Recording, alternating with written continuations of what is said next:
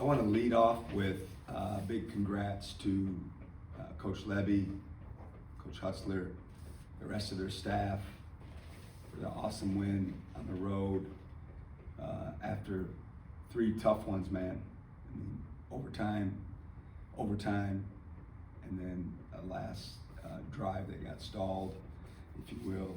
And just so happy for those guys and those players to stay together and to keep fighting and scratching and clawing when there's a lot of negative noise from people in the community, from fans. And I just love it that they stuck together and found a way to win. And they got 3 tough ones left, obviously, to Georgia, Missouri, and Ole Miss. So nothing's easy in this league, as we all know, but just really happy for them and excited for what they're doing in their second year. And then certainly congrats to Nick Zimmerman as well of winning their first round game, and good luck to the ladies down there in Pensacola. All right, we'll start with Paul to coach's left.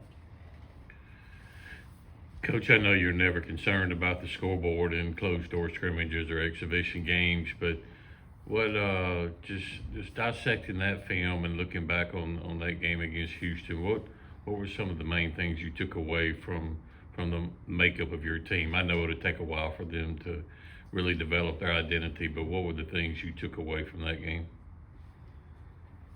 Well, we could take a punch. We showed that this team can take a punch, and we got hit pretty hard the first 5-6 minutes, and it rocked us. And they got themselves up off the mat and fought back, and it's what we talked about in the locker room after the game, that that was probably the biggest thing in my mind that we did. And I knew it was going to be hard. I knew it was going to be a struggle for us. And we don't do a ton of game planning for those situations. We just like to see how they react to the other team and what they're doing. But I thought, for the most part, that they handled the intensity of the game. I mean, the first 5 minutes, we had 3 kids that had blood on them. And I love how Coach Sampson runs his team and his culture and how they practice. I'm sure I've never seen it, but I've heard a lot about it. And then how they compete, and the results speak for themselves. So when we got the game finally organized, I couldn't be more excited about that opportunity. And hopefully it'll be learning lessons for us as we start the season. But talked a lot about valuing the ball and making tough decisions under duress, because the way they defend, that they put you in those situations. But I really liked the energy that our kids maintained throughout the 40 minutes, all the way down the bench, on the floor. So we'll see if those lessons are going to help us here going forward. We'll stay front row with Sam. Yeah, now that you've gone through the full off season and it's finally game week, how do you just feel about your group and your team right now and into the first game? I can't remember if I shared it with you folks or just with a bunch of people that I talked to. I kept telling my staff that I just don't feel like we've embraced who we are. I know who we want us to be, but eventually this team will morph into who they are. And I was frustrated because I didn't feel like we were getting there. And I think a lot of coaches and teams throughout the country are probably in a similar boat, just because of the reality of having so many new players. And it's like a young person, they're forming their personality on the fly, and it's taken us a little bit longer. And I don't know when we'll get there. Hopefully we will soon, but we're certainly not there yet. But like anything in life, you need to have some adversity and some tough times to be able to rally together or not, to decide what your makeup's gonna be, what you're gonna stand for. And like I alluded to earlier, certainly the Houston experience was a step in that direction. We'll go second row to coach's right with Jacob. Coach, what are your impressions of North Alabama, and what can you kind of tell us about them? Yeah, again, it's really difficult, more difficult than ever in these early season games because of roster turnover. They were terrific last year. They had a great season I think they won 24 or 25 games, made the NIT. Just, you know, looking at their stats as a whole, I mean, they were unbelievable at taking care of the basketball. I mean, they just didn't turn the ball over, and their rebounding numbers were off the chart as well. So, you know, something that, you know, concerns me because valuing the ball hasn't been our strength recently, and we've got to make sure that, you know, we're not just giving the ball away. And then rebounding is always something that we talk about every single day. But I got a lot of respect for Coach Pujols. I've known him for a long, long time. I know they're going to be tough-minded. I know they're going to be prepared. I know they're going to throw everything at us. And, you know, we got to make sure that we're ready to go. We'll stay second row with Danny P. Coach, I know starting lineups are not, you know, important, especially this time of the year, but as the ebb and flow of the game goes, just what are you looking for from your players to give them playing time that, you know, they're looking for or the coach is looking for? Yeah, my standard line with that is always the same, and it's no different this year. You know, I always tell our players, individually, if you can move the needle in the right direction, I'll buy minutes for you. But you've got to take advantage of the opportunities that you receive and make the most of them. Like, that's the big thing about the bench. Like, people get into that, I understand that, and I'm sure we'll talk more about it as the season unfolds in the early games. But everybody comes off the bench after the starters. And that's what I think that the players need to understand is you got to get yourself mentally and maybe physically, you know, ready to go. And each one is different, and how you do that is up to the individual. But that's a big thing for me, for our players, is, you know, you don't have the excuse of, well, I needed 2 or 3 possessions to get going, to get a feel of the game, to understand the flow, and that ain't the way it works. The game doesn't stop for anyone to, you know, insert yourself and then get a couple warm-up possessions, if you will. So it'll be something we'll talk about a lot in these early season games, and you know, that's a big reason why you're good or why you're not. You know, of kids understanding if they're starters or not, being in the right frame of mind and having the right approach when they're given the opportunity to make the most of it, because it's real easy, right? If you do well, you usually play longer, you know, and then when the next game comes around, your number is called maybe a little bit earlier, and you know, that'll all unfold in real time here shortly.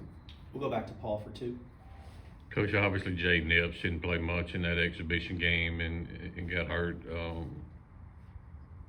Going for a loose ball, what's kind of the update on him going forward as far as Wednesday goes?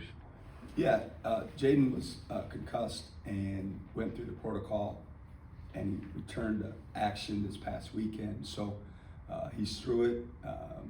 You know, he just got to obviously get back in rhythm, get back in game shape, but he'll have enough time before we tip Wednesday at 8 to, you know, in my opinion, should be you know, locked and loaded and ready to go. And looking at it, obviously you played everybody in that game except for T. Obviously he got here late and got here later than you guys hoped for as far as getting in conditioning and starting all that process. What's kind of your, I guess, plan of action for him and where he talked to us last week about he's lost almost 30 pounds and feels good about that. Just what's kind of your thoughts on his plan of action moving forward? Almost 30. You're right, almost, not 30 though. Almost. And he's still got a long way to go. You know, he put himself in this position, in my opinion. You know, he showed up way heavier than all of us had hoped for. And so now he's got to fight his way out of it. And it's not easy. It's not easy at all. And so for the most part, he's being pretty diligent with the process that he individually is going through. It's a little bit different than a lot of our guys. Certainly he started late, and that put him behind the 8 ball for a lot of different reasons. But he's working with Coach Walker and, you know, getting some you know, extra work in, if you will, you know, before practice in the mornings. You got to find that fine line for him to still be productive at practice and have enough in his tank. But at the same time, that's just not enough for someone in that position. But at the end of the day, he kind of controls his own destiny with his commitment to getting his body in a better position to be effective at this level. And certainly he's a freshman, so he's went from 30 miles an hour to 75. And these other kids, other than Sergey, had 8 weeks here to kind of get a feel and learn and grow and get comfortable. And he got thrown into the fire, when he arrived in August when the fall semester came here. So time will tell. I don't know, what kind of impact, he's going to make this season. It will unfold as it unfolds. Got time for a few more. We'll go back to Jacob in the second row to Coach's right. All right. Kind of going off that, you mentioned some freshmen playing some minutes for you this year. What would you like to see from those guys on Wednesday? Regular season opener and bright lights are on. Just compete. That's like what I tell our guys a lot during practice, especially in the early parts of trying to put this team together, is that we're going to make mistakes. I'm going to make mistakes. You're going to make mistakes. It's not one of those games. Basketball's not one of those games where you don't have mistakes all night, all day. It's just how it works. Trying to be as mistake-free as you can, obviously, and get better and tighter with it as you get more games under your belt. But just pin your ears back, and if you're going to make a mistake, make it full speed, make it out of aggression, make it out of want to. Don't make it being hesitant. Just compete, and that's kind of what we preach, and that'll be what I'll talk to them about, leading up to the game too. But I'm sure there'll be plenty of nerves to go around with the freshmen and even the guys that haven't played here before. So I'll be curious, like everybody else is, how they perform. Colin, go ahead. Coach, kind of going back to Sergey, I guess, could you speak to the process from your perspective as a head coach of what goes into evaluating a player like that from overseas, as well as the work that goes into support staff and bringing him over and acclimating? Yeah, there's a lot to it. They're all unique situations. With Sergey's, it was a lot of blind evaluations, meaning not firsthand. None of us saw him firsthand until after he had signed with us, and that's because of just the so late in the process, and we decided to go that route. So it was a lot of film study, a lot of talking to other coaches in our profession that we have relationships with that actually saw him play because of their trips over and over to Europe to recruit different kids. Certainly, his coaches and agents and people around him, but you don't know everybody, so it's tough sometimes. You just get as much information as you can, and then you just feel good about it or don't, and we did with him. And in terms of all the things that go behind the scenes with the paperwork and what's required to get someone like that through the process of actually getting over here and getting eligible, it's a lot. And Coach Anwar, Coach Steve Smith in compliance was awesome. He was very helpful and knew that we were on a timetable and really worked with us in making sure that it got done. So it's just it's a little bit different a process, I guess, when you recruit the kids from Europe because of all the extra hoops that they have to jump through. Paul, go ahead and wrap us up. I know you've obviously had different varieties of transfer classes in here, and I know for you it's all about finding that right fit. But just you've been around the guys a whole lot more than we have, seeing them interact with each other and the mixture of freshmen and veterans and transfers. They seem to like each other. They talk a lot about how they hang out more together off the court. And Josh and Sean said seems to be more of togetherness with this group. What have you seen from that aspect and just about the fit of this group? Well, I love hearing that. I don't ask them those kind of questions. You kind of keep your fingers crossed. Back in the day, it was always like, how's the chemistry of your team, right? And certainly, as a coach, you can do things and put them in position where they have to talk to each other. They have to interact outside of just communicating, on the floor. But at the end of the day, in my opinion, a lot of it's recruiting. A lot of it's, your leadership, which Josh Hubbard is as fine a leader as I think eventually I'll probably have ever had. he's definitely more vocal this year than he ever has. And Sean's been assisting him at times as well, and he's been around here obviously the longest, so he gets it, understands it, been through, a ton, for this program and with us. But at the same time, like a lot of teams across the country are saying this about their team. We like each other, we hang out, we got a good bond.